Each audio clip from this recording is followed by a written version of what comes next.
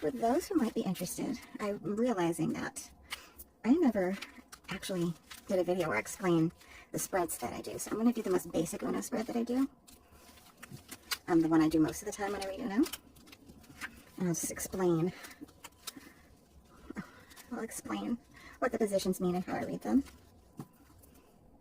Should we be interested to learn? Now, it starts with shuffling, of course. So with Uno, you want to get a really good mix of everything together. You want to really mix it up, and that includes getting reverses in there.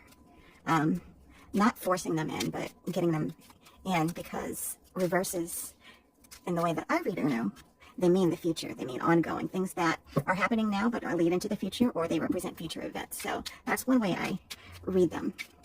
Sometimes they read the way you would read a tarot reversal sometimes, but that's really contextual in an energetic sense.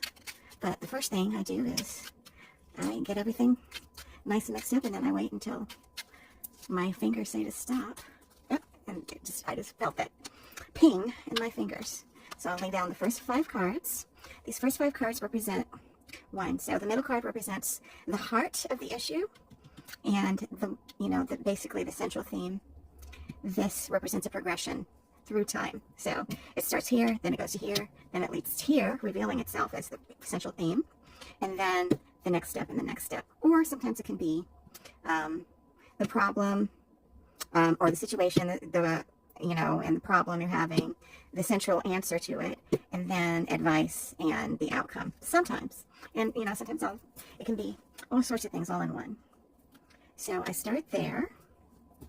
Oh, and another thing I do. So the other way to read this, and which I usually end up doing, is like pairing. This is a discussion about this card, and these two are a discussion about this card, and also how this started out. So this is the situation that started out, and these two together, and it leads to this, and then this is the sort of problem resolving itself. And then you can also reference the external influences, the things coming from the outside, and how those look, and then internally, oh, excuse me, the things that are closest at hand to whatever this theme is. And then after I do all that, then I see, okay, the central theme, it stands on top of something. Like there's something that is the foundation of why this situation exists, and it will be this card on top. Whatever card this is, it'll be this one. And then I say, okay, so this is the central theme, and this is the foundation to this theme. And then I after I've read this, then I peek, and I say, oh, what is the overall theme about? What is the influencer of all of these cards?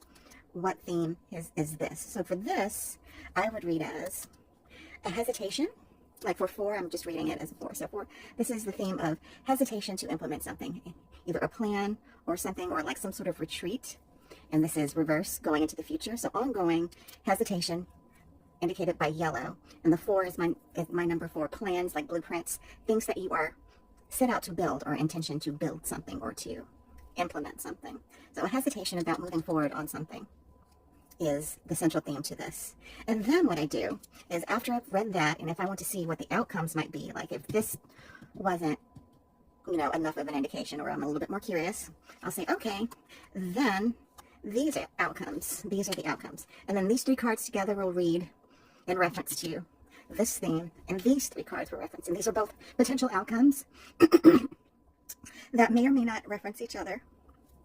But it all depends. So let's actually go ahead and read this. Remember, this is the overall. The overall theme is hesitation. Oh, excuse me. Hesitation about going forward with something that was planned.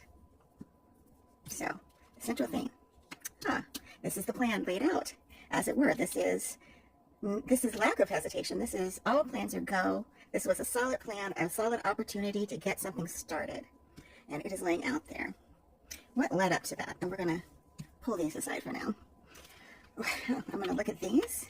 Okay, this tells me that there was a lot of back and forth. There was a lot of hesitation, fear, yellow, fear, hesitation, or just sort of being kind of insubstantial in some way.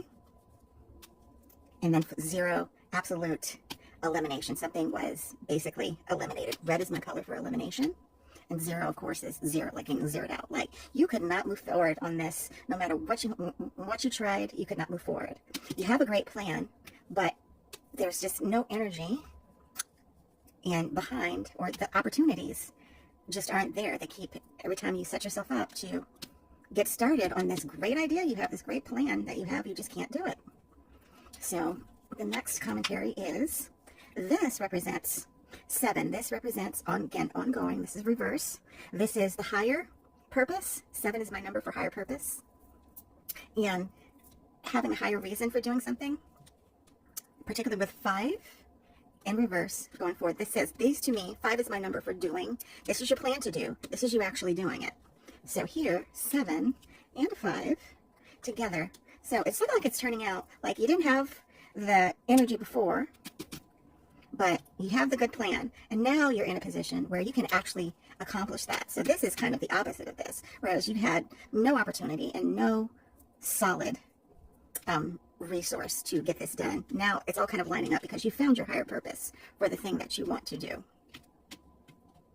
So this is good. Now, what is this plan about? What is the plan is in regards to 6. 6 is, first and foremost, in the way that I read Uno, is the number for community. And this is a social network, a group of people who you surround yourself with in everyday life. Or this could be like a group project, some sort of group of people you collaborate with. So I see these in context. I'm like, you didn't have the people that you needed to invest in your plan and back you up. But now these people, they were kind of hidden from you. They were deep. Blue is my color for going deep into the recesses. They're not up in front like green. Green is up in front and in your face right away. Blue is recessed. It's in the back. It's way, way out there. So these people are slowly coming to the surface, or perhaps they were blocked in some way from being able to come forward and assist you with this plan. But they're starting to now. I have this feeling, because it's in reverse, I have this feeling that it's starting to, slowly, they're starting to make themselves known to you. And they like this idea. They like what they're hearing, and they want to be involved. They want to help. So these people are unthawing they're unthawing this energy of not being able to move forward. These people are slowly, the people that you need to help you are slowly coming together. So how will this turn out? Remember, this is all about how you couldn't quite get started with whatever you wanted to get started with your plan, with your blueprint. You just couldn't get traction behind it. What will happen here? So here's what I'm seeing now. So there is still, though, while you're just getting started, this is a warning to me. Like, while you're getting more people involved, you still don't have everybody you need. There's still one key person or one key factor that is missing before you can move forward. But you've got the pieces together. But I have a feeling that this is a key person that is basically, they've opted out or somebody backed out. And I feel like, and I don't know why I'm saying this, but I feel like I'm reading for someone actually right now in particular. There's someone who this is pinging for. So as I read this, there is somebody who offered to fund this enterprise, but they're no longer a factor, whether they backed out or they no longer have the funds, whatever is going on. You can't count on them. So you still have a ways to go. And it probably sounds like they were kind of BSing, like they never thought that you would actually get it off the ground. So they kind of were telling you whatever you wanted to hear. This is my card for untruths, lies, actually. Like, not just lies, but a liar. I would say a red 3 would be a lie in particular, but this is about liars, like lying. This is just one of many interpretations for this card, but in this context, this person was not honest, like they were kind of BSing. And they may have, actually, their hesitation or their stringing you along may have been the reason for why you could never get traction in the first place. But with reds for me read as elimination energy, like you want to take this out or deal with this or resolve this right away. So, lose this person. If you lose this person, you're going to find you probably have a lot more traction going forward. If you lose whoever this person is, they're actually serving as an obstacle rather than a help for you. So, hater. This person is a hater. And they've probably been sabotaging your efforts, so get rid of them. But you have a good idea, and there are people who will be interested. They will back it, but you have to present to them the higher purpose, and you have to have a clear role for them to be able to help you.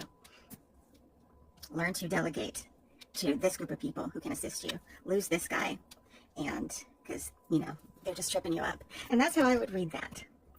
So, let me know if you found this interesting at all. And if you made it this far, thank you for making it this far. And I really appreciate you. I love you all.